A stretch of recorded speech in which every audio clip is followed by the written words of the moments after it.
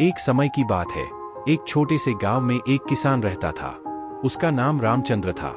रामचंद्र एक बहुत ही मेहनती और परिश्रमी किसान था।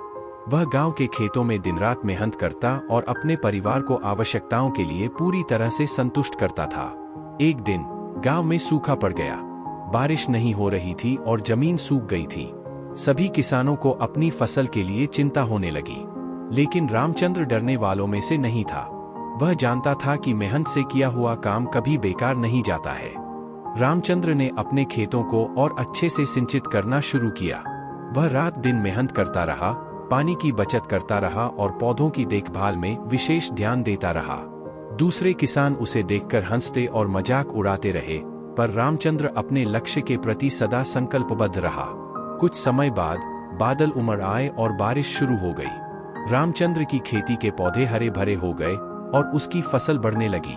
वह खुशी से झूम उठा, क्योंकि उसका मेहनत और धैर्य उसे उसके सपनों की प्राप्ति तक पहुंचा रहे थे।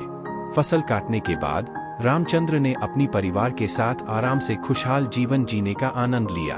उसकी मेहनत और परिश्रम ने उसे गर्व महसूस करवाया।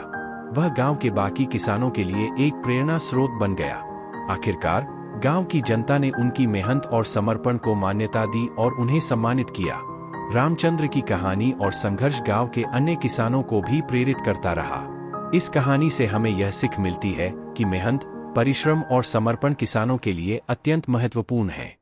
यदि हम मेहनत करें और परिश्रम करें, तो हम सफलता के मार्ग पर चलने में सफल हो सकते हैं, चाहे कितना भी कठिनाइयां आएं।